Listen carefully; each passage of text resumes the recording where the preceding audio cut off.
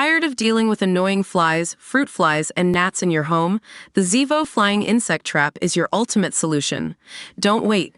Check out the link in the video description now to get your Zevo Flying Insect Trap on Amazon and enjoy a bug-free home today. Sadiq Khan's unpopular Low Traffic Neighbourhoods scheme has been given the green light to expand, despite the program being blamed for delaying emergency services and causing more traffic.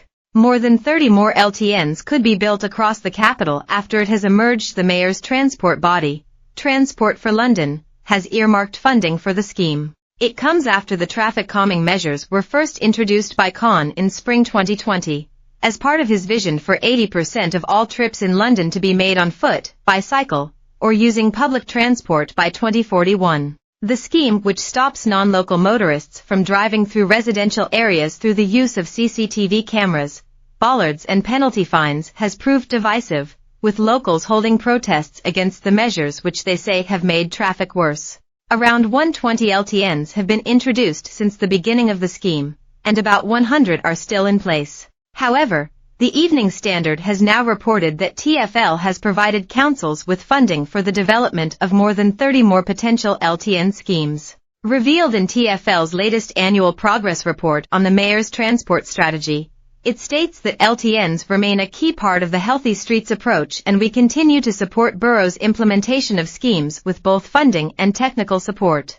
This is despite many neighborhoods where the scheme was implemented complaining that it isolated vulnerable older residents, worsened traffic, and pitted neighbors against each other. In fact, residents of one LTN in Streatham Wells, South London, succeeded in getting it scrapped after it caused nightmare traffic since being introduced in October last year. The scheme was axed in March after it led to such bad congestion that buses took 2 hours to travel less than 3 miles. Figures from the annual progress document have also revealed that TfL allocated nearly £87 million to boroughs in 2023/4 for the Healthy Streets scheme, which includes LTNs, cycle lanes, and 20 miles per hour speed limits. Meanwhile, an initial £66 million was earmarked for boroughs for such schemes for the current 2024-25 financial year, but it is expected to exceed £80.4 million by the end of the year. Another controversial LTN was also ripped out after a London borough mayor ruled it divided the community and pushed cars onto roads where less affluent residents lived.